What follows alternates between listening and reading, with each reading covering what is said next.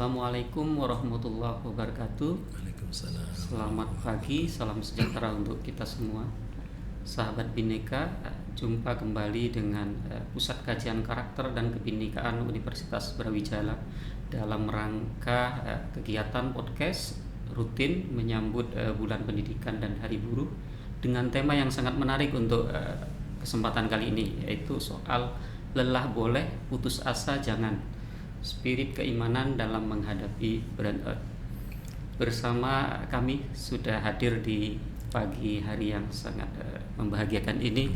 Beliau adalah Dr. Husnul Fatoni MAG.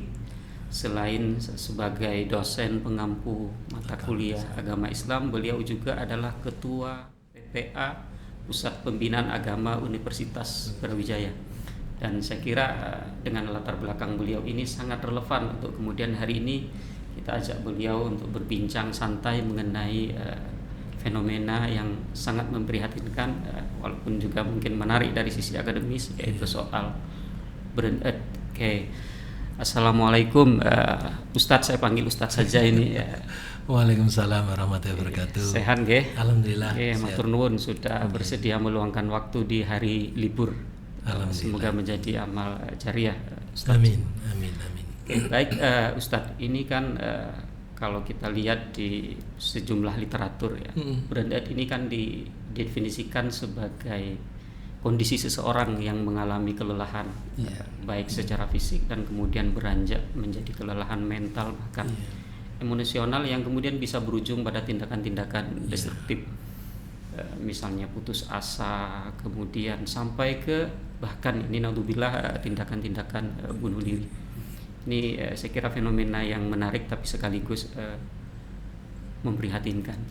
Dan di sejumlah literatur burnout sendiri kan sebenarnya bermacam-macam definisinya. Betul. Karena mungkin faktor penyebabnya yang demikian kompleks.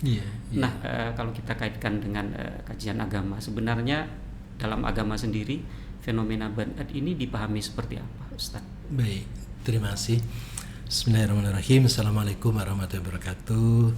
Sahabat Bhinneka yang dirahmati Allah, saya ingin menjawab apa yang ditanyakan oleh Pak Kurniawan, Magister Filsafat.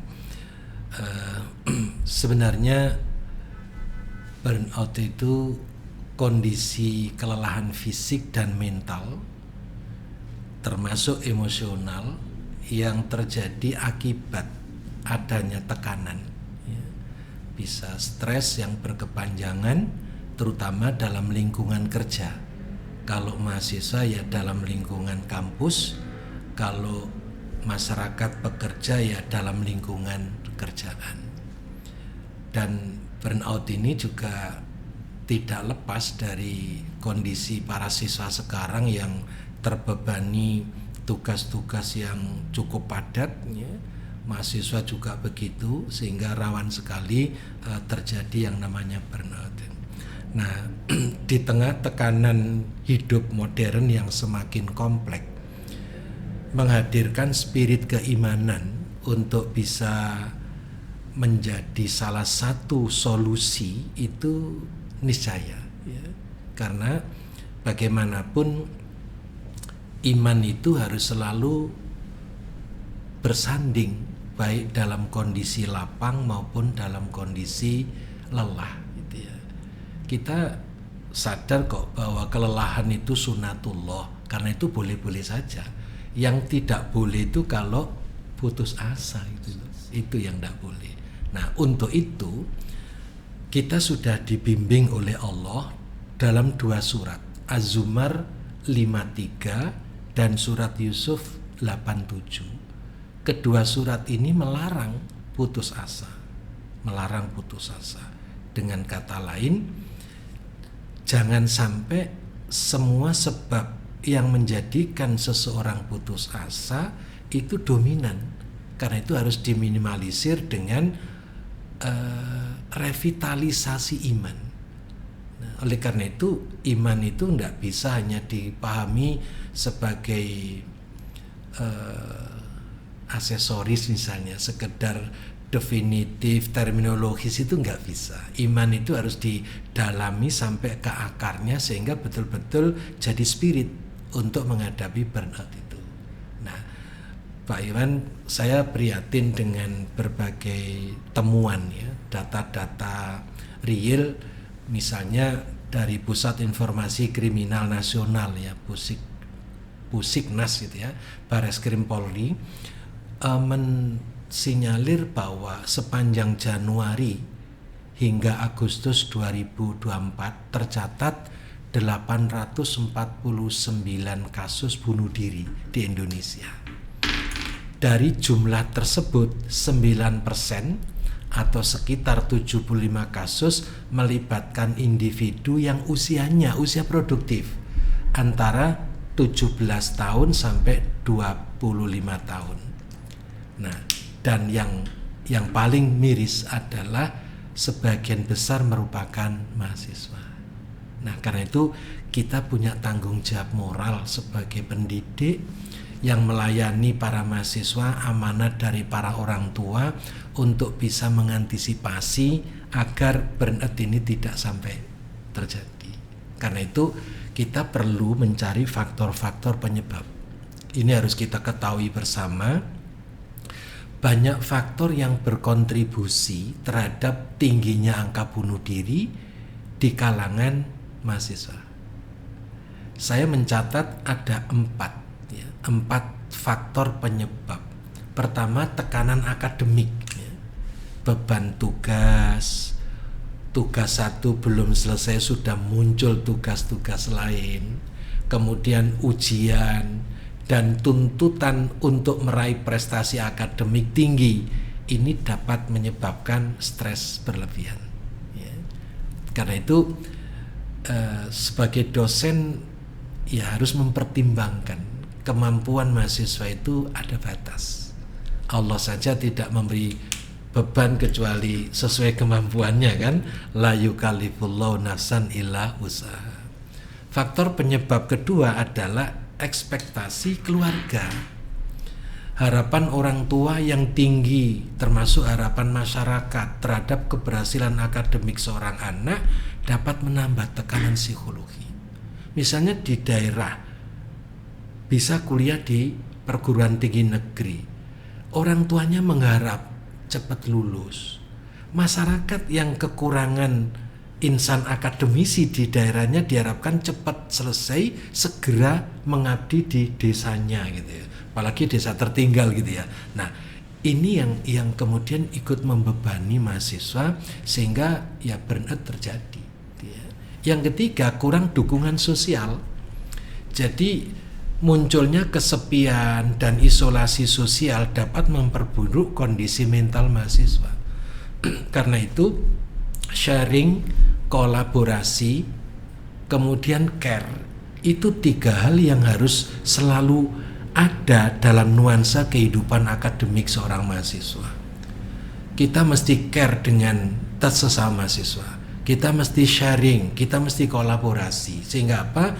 Jangan ada mahasiswa yang mengurung diri ya. Jangan ada yang mengisolasi diri. Harus selalu ya terbuka. Kalau perlu ya bisa nongkrong bareng, merembuk beban-beban tugas yang mana tahu ada sharing apa yang bisa dimanfaatkan. Dan yang keempat, diwaspadai stigma terhadap kesehatan mental. Seringkali stigma sosial itu membuat banyak mahasiswa enggan mencari bantuan profesional ketika mengalami masalah psikologi. Karena apa? Kalau saya konsultasi nanti dicap saya gila gitu ya. Padahal tidak semuanya kan gitu. Nah, stigma seperti ini yang harus dibuang.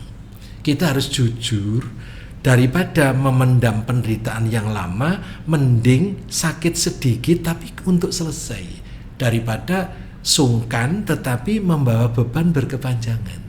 Nah, inilah faktor-faktor penyebab Pak Iwan yang bisa ya memicu burnout itu terus menjadi beban bagi seorang akademisi. Baik, Ustadz, dari setidaknya 4 faktor yang Ustadz sebutkan kan, kalau kemudian kita sederhanakan, kita bisa pilah menjadi faktor eksternal maupun internal. Selain karena situasi sosial, dan kemudian juga terutama keadaan internal dari seseorang tersebut ya, bagaimana kondisi psikologis, ruang batin dan sebagainya. Dari dua faktor ini kira-kira spirit keimanan dalam konteks agama Islam ya tentu saja masuknya lewat mana ini kira-kira Ustaz untuk kemudian mampu meredam ya faktor penyebab terjadinya berat ini. Baik. Pertama dari sisi spiritualitas, keimanan, bangun kesadaran ya, bahwa hidup itu tidak lepas dari ujian. Tingkat apapun manusia, apa tingkat masyarakat awam atau ulama sekalipun, pejabat, bahwa ujian itu tidak pernah lepas dengan kehidupan ya. Nanti bisa dibaca surat Al-Baqarah 155 itu walana beluanakum bisyai'im minal khauf wal ju' ila akhiril ayat. Namun kesadaran bahwa ujian yang dihadapi itu dalam batas kemampuan manusia. Nah, dua kesadaran ini yang harus selalu ada dalam diri seseorang. Bahwa hidup itu tidak pernah lepas dengan ujian. Namun ujian yang dihadapi oleh setiap manusia level apapun selalu dalam kadar kemampuan manusia. La yukallifullahu nafsan illa usaha. Nah, kemudian kesadaran yang harus dibangun pula bahwa yang namanya iman itu selalu bersama ujian. Nanti dibaca surat Al-Ankabut ayat 2. Ahasiban nasu ayyutraku ayyakulu amanna wa hum la yuftanun. Apakah manusia itu mengira akan dibiarkan begitu saja saya beriman tanpa diuji? Maka sekecil apapun iman pasti bersama ujian. Bukannya Allah tidak tahu kualitas iman seseorang. Allah Maha tahu, tapi mengapa dikasih ujian? Agar yang ngikuti ujian itu tahu kemampuan keimanannya. Saya ilustrasikan ya. Guru dengan sejumlah murid di kelas selama 1 semester nggak nguji itu sudah tahu kok kemampuannya. Kenapa? Setiap hari kan ketemu, dialog, bergaul, ada tugas sekolah, ada tugas pekerjaan rumah, ada pekerjaan sekolah, itu sudah bisa direkam oleh guru. Tapi mengapa harus ada UTS, ada UAS? Agar si murid ini tahu kemampuannya. Maka iman seseorang baru diketahui ketika menghadapi ujian itu. Bukan Allah ingin tahu, Allah sudah maha tahu. Allah sudah maha tahu. Allah mau menguji itu dalam rangka kamu itu tahu kalau imanmu sekedar itu gitu loh. Nah, karena itu diuji terus, maka semakin berat ujiannya ya selevel itu imannya gitu loh. Nah, itu Pak. Karena itu setelah bangun kesadaran, terus apa yang harus dilakukan? 1, melakukan revitalisasi iman. Revitalisasi iman selain memaknai pesan moral iman juga harus disertai amal soleh. Iman dan amal soleh itu sampai kapanpun gak bisa lepas. Karena itu kekuatan yang bisa menekan burnout itu. Sebanyak 58 kali dalam Al-Quran Allah menyebut amanu wa amilus solihat. Setiap ada kata amanu, perintah beriman, selalu dilanjutkan dengan wa amilus solihat. Itu tidak main-main. Karena itu bisa disimpulkan tidak pernah ada iman tanpa amal soleh. Amal soleh sia-sia manakala tidak berlandaskan keimanan. Itu yang pertama, langkah pertama. Yang kedua, mentaati perintah Allah dan menjauhi larangan. Setiap perintah diabaikan pasti muncul kegelisahan. Setiap larangan dilanggar pasti gelisah. Walaupun tidak ada ujian, tidak ada beban, kalau perintah enggak ditunaikan, larangan justru dilakukan, maka muncul kegelisahan. Orang berkata benar itu tenang, tapi orang berkata bohong pasti gelisah. Orang jujur itu tenang, orang khianat itu mesti gelisah. Jadi kadang-kadang burnout itu bukan saja berasal dari luar, tapi dalam diri sendiri yang lemah iman, mengabaikan bahwa agama itu tidak penting, yang penting skill misalnya, agama ndak penting, yang penting moralitas misalnya. Ndak bisa begitu. Justru aktualisasi nilai keimanan dalam bentuk perintah, taat perintah dan menjauhi larangan, itu yang penting. Yang ketiga, meningkatkan takarrub kepada Allah. Jadi orang beriman itu harusnya selalu dekat dengan Allah. Sehingga kalau menghadapi berbagai beban-beban mental, psikologi maupun emosional itu selalu ya konsultasinya kepada Allah. Nah, kemudian yang keempat, meyakini maha kuasa Allah dan menyadari kelemahan diri. Karena itu kesombongan itu juga menjadi pemicu ya burnout dalam diri seseorang. Maka kalau sombong, nggak mau sharing dengan teman, nggak mau sinergi dengan teman, lantas dengan Allah jauh. Lah, ini ada burnout sedikit saja pemicunya menjadi tebal. Ya. Kemudian yang kelima, menghindari segala bentuk perbuatan yang dapat melemahkan dan merusak keimanan. Itu Pak Iwan yang dapat saya jelaskan terkait pertanyaan Bapak tadi. Baik, ini kan soal tadi ya berkait dengan spirit keimanan. Iya. Terkait dengan burnout ini kan Ustadz kan menitik beratkan pada bagaimana spiritualitas itu. Iya. Kalau kemudian bisa nggak kalau kemudian saya katakan bahwa urgensi agama dalam arti spirit keimanan itu lebih banyak bekerja di wilayah bagaimana menyiapkan individu atau seseorang itu di wilayah internalnya, batinnya seperti itu. Apakah itu cukup Ustadz, atau mungkin selain agama perlu sinergi dengan bidang-bidang lain atau mungkin hal lain mungkin? Iya. Jadi karena kajian kita ini spirit keimanan. Ya dalam ya meminimalisir burnout itu, maka secara konseptual keimanan itu harus ditemukan santannya. Kalau iman sekedar aksesori, sekedar iman itu simbol gitu ya Rasul menegaskan ya, al imanu la tamani, iman itu bukan angan-angan kosong, iman itu bukan hayalan, tapi iman itu harus terimplementasi dalam perilaku sebaik imannya itu ya. Nah, oleh karena itu untuk menggali santannya iman, Rasulullah itu pernah memberi motivasi. Jadidu imanakum, perbaruilah iman kalian, upgrade iman kalian. Para sahabat bertanya, kila ya Rasulullah, wa kaifa nujadidu imanana? Para sahabat bertanya, bagaimana cara memperbarui, mengupgrade iman kami ya Rasulullah? Rasul bersabda, qala aksiru min qauli la ilaha illallah. Perbanyak mengucapkan la ilaha illallah.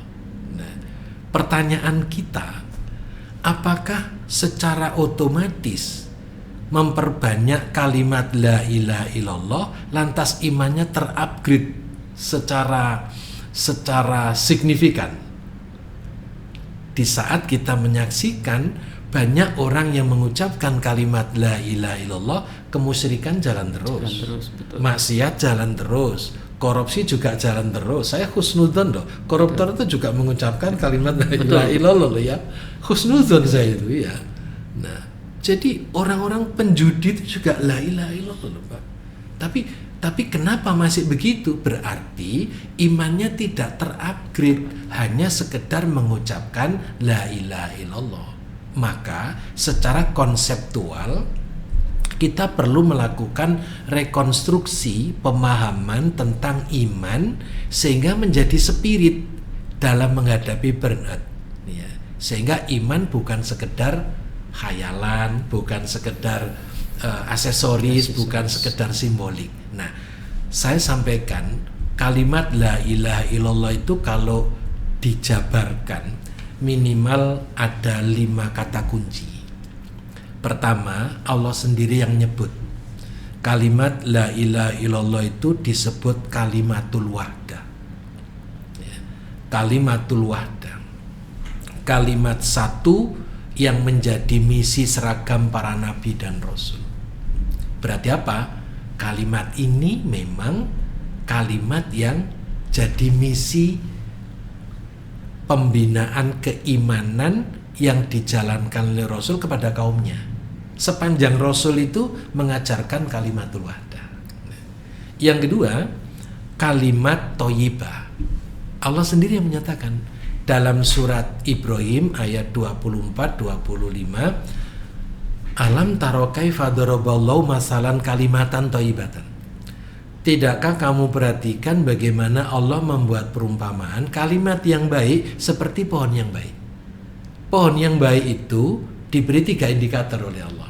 Asluha sabitun wa far'uha fis sama' tu'ti ukula kullahinin bidni rabbiyah. Pohon yang baik itu akarnya menghunjam, cabang rantingnya menjulang. Pohon yang baik itu selalu panen pada setiap musim dengan izin Allah. Nah, kalau pohon yang baik ini diinternalisasikan dalam pribadi orang yang mengucapkan kalimat la ilaha illallah, betapa bagusnya itu. Asluha sabitun. Orang yang sudah mengucapkan kalimat thayyibah harusnya punya komitmen terhadap kebenaran yang diimani, sehingga tidak mudah terombang-ambing oleh situasi kondisi, tidak mudah goyang, tidak mudah tercerabut dari akarnya, tegak menegakkan prinsip-prinsip kebenaran. Yang kedua, wafar uafisama, cabang rantingnya menjulang. Artinya, jadi apapun orang yang sudah mengucapkan kalimat la ilaha illallah harusnya seperti pohon yang rindang, bisa digunakan untuk berteduh baik di kala hujan maupun di kala panas. Maka orang yang sudah mengucapkan kalimat la ilaha illallah harusnya menjadi pengayom dan pelindung, bukan pemeras dan penindas. Betapa bagusnya itu. Karena itu Bernard jauh dari situ. Karena apa? Punya komitmen tinggi terhadap kebenaran. Yang ketiga, dalam surat Ali Imran ayat 18, kalimat la ilaha illallah itu sebagai kalimat tauhid. Kalimat tauhid yang mengesahkan Allah. Sehingga kalau ada beban-beban apapun, kembalikan kepada yang Maha Esa. Ya, kita nggak bisa kemana-mana kecuali larinya kepada yang Maha Esa. Yang keempat, kalimatun sawa. La ilaha illallah itu adalah kalimatun sawa. Kalimat satu yang menjadi misi seragam para nabi, hampir sama dengan kalimatul wahdah tadi. Dan yang kelima, sumuliyatul usul. Dalam surat Ar-Rum ayat 30, kalimat la ilaha illallah itu adalah sumuliyatul usul. Sumuliyah itu sempurna, al-usul itu dasar. Jadi pondasi sempurna dalam hidup ini adalah kalimat la ilaha illallah. Maka kalau kita merekonstruksi pemahaman tentang la ilaha illallah, maka iman itu bisa terbangun dengan baik. Nah, kalau iman terbangun dengan baik, insya Allah ya dengan kalimat la ilaha illallah itu kita bisa meminimalisir ya burnout yang kita hadapi. Nah, tinggal sekarang bagaimana hasil akhirnya. Kalimat la ilaha illallah dalam hadis riwayat Abu Dawud, man kana akhiru kalami la ilaha illallah dahulal jannah. Jadi apa? Miftahul jannah. Kalimat la ilaha illallah itu adalah kunci pembuka pintu surga. Itu hadiah setelah kita memahami bahwa iman itu dasarnya la ilaha illallah. La ilaha illallah itu sebagai kalimatul wahdah, kalimat thayyibah,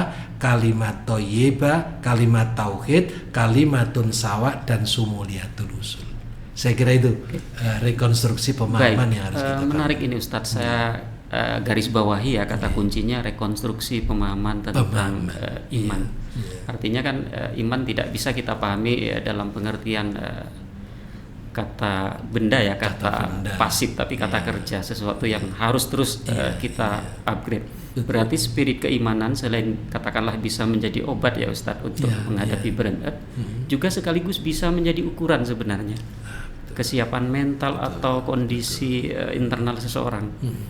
Karena kan bisa dua fungsi sekaligus bisa menjadi ukuran. Nah, terkait dengan katakanlah kehidupan akademis Iya, sekarang banyak kemudian tenaga pendidikan, bahkan mungkin teman-teman mahasiswa dan juga kalangan dosen yang mengalami burnout. Nah, kira-kira rekonstruksi keimanan ini maksudnya lewat mana untuk kemudian di dunia akademis untuk kemudian mengupgrade spirit keimanan itu, Ustaz? Jadi kalau entry point-nya menurut hemat saya itu Betul.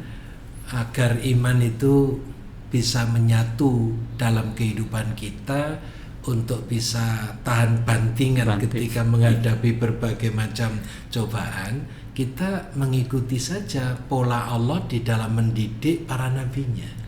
Nggak ada kok nabi itu yang ujuk-ujuk jadi miliarder gitu ya. Nggak ada nabi dan rasul yang ujuk-ujuk jadi penguasa, itu nggak ada. Semua nabi dan rasul itu dibesarkan bersama tantangan, bersama ujian. Maka filsafatnya adalah layang-layang itu nggak akan terbang tinggi tanpa diterpa angin. Dengan angin kencang, layang-layang juga ikut kencang mabur ke atas gitu ya. Paku itu kalau nggak dipalu nggak bisa menguatkan bagian-bagian meja atau kursi. Justru karena dipalu oleh, justru paku itu kalau dipalu sama palu petil atau amer itu dalam bahasa Madura itu, amer gitu ya. Nah, maka petil itu ya, maka paku itu semakin menghunjam ke dalam, semakin mengokohkan semua yang dibangun. Karena itu iman harus dibangun sejak dini. Iman harus dibangun sejak dini.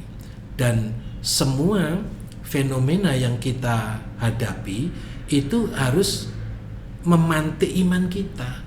Jangan sampai iman ini kayak di satu sisi, persoalan di sisi lain. Jadi seakan-akan iman itu hanya di masjid saja, di luar sudah nggak perlu iman gitu ya. Nggak bisa begitu. Karena itu penyebaran imbasnya iman itu harus ke seluruh aspek kehidupan. Karena itu iman harus menjadi spirit iman. Jadi spirit keimanan memberi perspektif yang lebih dalam ketika menghadapi burnout. Ia bukan hanya soal manajemen stres, tapi juga proses penguatan rohani. Dengan menghadirkan Allah dalam setiap aspek kehidupan, kita belajar untuk bersabar, bersyukur, tetap optimis dalam menjalani hari-hari yang melelahkan. Hari-hari kita ini melelahkan, Pak. Kita ngikuti media ya lelah sekali. Betul. Ya. Banjir informasi. Kebanjiran informasi sampai kita nggak bisa milah mana informasi yang hoax, mana informasi yang benar gitu ya. Sehingga yang muncul beban di sini. Saya masih ingat kata Pak Profesor Suprapto ya. Kelemahan kita bangsa Indonesia ini masih menjadi pemulung informasi. Belum bisa mendaur ulang informasi. Informasi terus saja ditampung, tapi kelenger dewe gitu loh. Banyak informasi akhirnya bingung sendiri. Jadi akhirnya informasi yang sudah tertampung itu menjadi beban juga gitu. Apalagi ya sekarang informasi kan sudah liar sekali itu ya. Akhlaknya sudah nggak nampak gitu ya. Kemudian konten-konten beritanya juga menggelisahkan. Ini juga menambah burnout, Pak. Gitu. Nah, oleh karena itu burnout bisa menjadi momen kembali kepada Tuhan. Sekarang dibalik, kalau spirit keimanan bisa meminimalisir burnout dengan momen burnout kembali kepada Tuhan. Merefleksikan diri dan memperkuat hubungan spiritual yang memberi ketenangan hakiki. Karena itu harus ada timbal balik. Selama ini kita mengandalkan iman untuk meminimalisir burnout. Tapi justru fenomena burnout itu harus menjadi momen saatnya saya kembali kepada Allah. Bisa jadi burnout itu alarm. Karena gini, setiap musibah itu kan ada 4 kemungkinan kan. 1, musibah itu memang sunatullah. Kalau Allah nggak ngasih musibah kepada manusia, ngasih kepada siapa? Malaikat nggak perlu kasih musibah kan? Yang kedua, musibah itu bisa teguran karena manusia salah. untung Allah masih mau negur, ya. Yang ketiga, musibah atau ujian itu karena manusia berbuat zolim. Sekecil apapun kezoliman manusia, baik terhadap diri maupun orang lain, Allah turunkan azab. Hadis Nabi mengatakan isnani yu'ajjilu mal fitunya al-baghyu wa uququl walidin. Ada dua dosa yang azabnya segera diturunkan oleh Allah. Pertama, al-baghyu, berbuat zolim.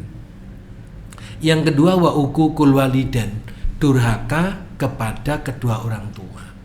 Maka ketika seseorang berbuat zolim terhadap sesamanya, azab Allah itu segera turun. Nah, bisa jadi musibah atau ujian itu azab Allah yang diturunkan. Untuk apa? Hentikan segala bentuk kezaliman. Dan yang keempat, ujian atau musibah itu dalam rangka memperkuat iman, kesabaran dan tawakal kepada Allah. Karena begini Pak Iwan, setiap ada kesulitan dalam ajaran Islam itu harus dihadapi dengan usaha. Usaha spiritualnya yang menguatkan iman. Usaha non spiritual ya usaha sesuai dengan kesulitan yang dihadapi. Kalau memang sakit ya mesti ke dokter, cari tahu obatnya apa dok. Kalau memang kesulitan ekonomi ya kerja. Kesulitan ekonomi cuman mengeluh saja nggak kerja-kerja. Betul. Dari mana bisa teratasi itu loh. Nah itu jadi ikhtiarnya sesuai dengan persoalan yang dihadapi. Menghadapi tugas dari dosen kok sulit, jangan diam. Diam itu nggak menyelesaikan masalah. Konsultasi ke perpustakaan, ke Mbah Google atau Mbak AI. Kalau saya nyebut AI itu Mbak ya. Kalau Mbah Google kan Mbak gitu ya. Nah, AI itu Mbak itu Mbak gitu ya. Konsultasi ke sana. Atau teman dekat curhat, aku kok kesulitan nih, barangkali ada referensi apa, literatur apa, saya pinjam gitu. Jadi mestinya begitu usaha. Nah, jadi secara spiritualitas ya doa. Jadi usaha di sini non spiritual, kemudian doa spiritual.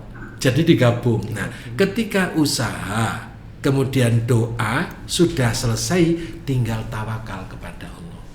Itu ada dua kemungkinan. Ketika seseorang usaha, doa dan tawakal berhasil, syukur, tidak sombong. Ketika usaha, doa, tawakal gagal, sabar, tidak ada kata putus asa. Nggak ada kamus putus asa bagi orang yang ikhtiarnya double, ikhtiar manusiawi dan ikhtiar spiritualitas. Kalau ikhtiar manusiawi sesuai dengan problem yang dihadapi, cari solusi, banyak referensi, doa, jangan lupa doa ini energi spiritual yang tidak rasional memang, itu tidak rasional, tapi Allah mengabulkan gitu. Nah, kemungkinan kalau gagal sabar, nggak ada kamus putus asa itu.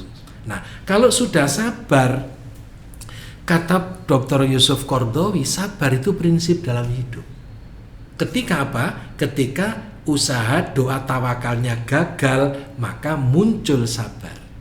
Nah, sabar ini energi spiritual yang memotivasi orang untuk muhasabah. Kenapa saya gagal? Jangan-jangan usaha saya acak-acakan. Usaha lagi.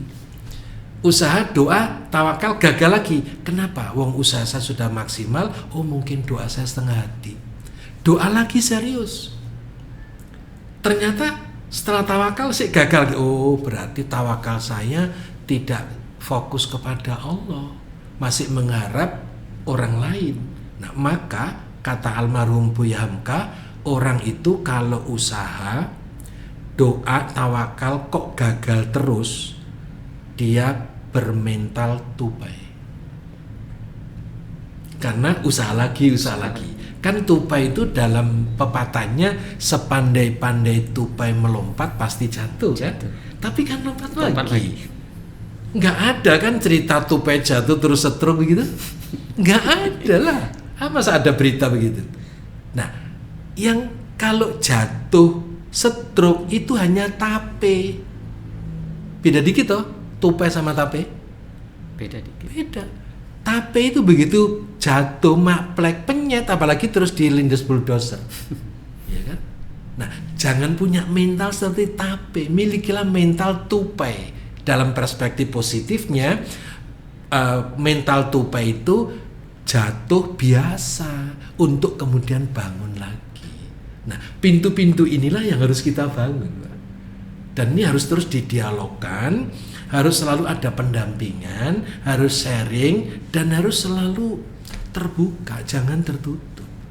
Nah, karena itu adik-adik yang menghadapi burnout itu jangan menyembunyikan diri, jangan mengucilkan diri. Ayo kita share, kita care dengan siapapun yang bisa kita ajak dialog. Ya, saya kira gitu, Pak Iwan. Menarik ini, Ustaz. Berarti kan sebagai manusia kan kita tidak mungkin bisa lari atau lepas dari berbagai problem sosial yang kemudian bisa berujung dan spirit keimanan di situ kan mungkin bisa jadi semacam cara atau pedoman kita untuk menaikkan betul. Tingkat keimanan dan kemudian menyiapkan kita untuk menjadi pribadi yang yaitu tadi sesuai judul ya, boleh lelah tapi jangan putus asa.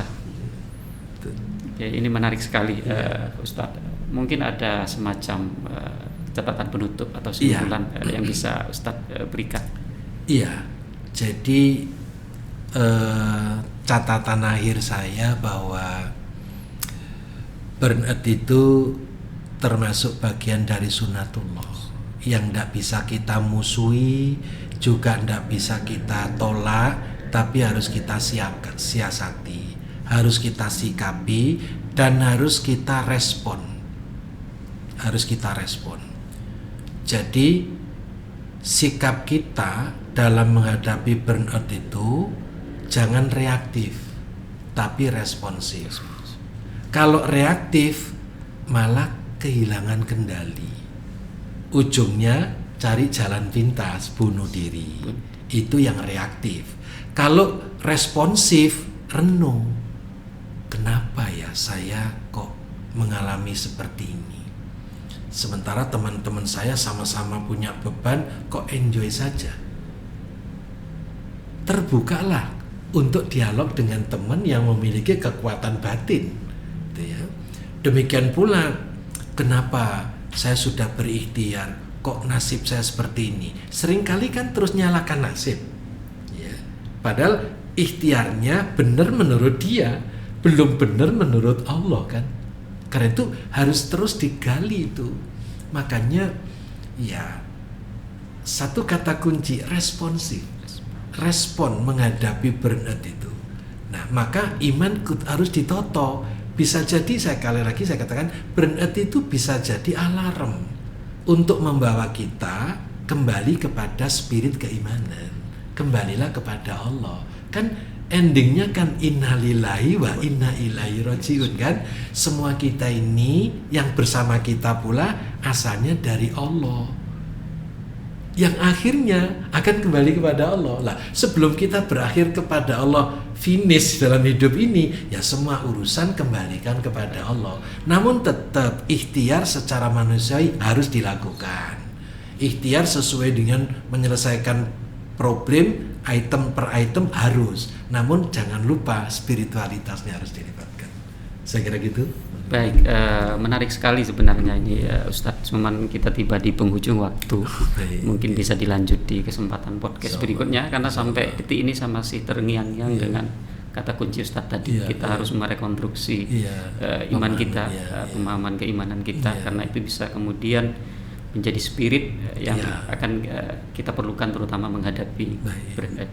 Oke, terima kasih untuk Sobat Bhinneka yang mungkin menyimak baik dari rumah maupun di mini studio Pusat Kajian Karakter. Sampai jumpa di kesempatan berikutnya. Terima kasih, saya akhiri. Wassalamualaikum warahmatullahi wabarakatuh. Waalaikumsalam warahmatullahi wabarakatuh. Salam sejahtera untuk kita semua.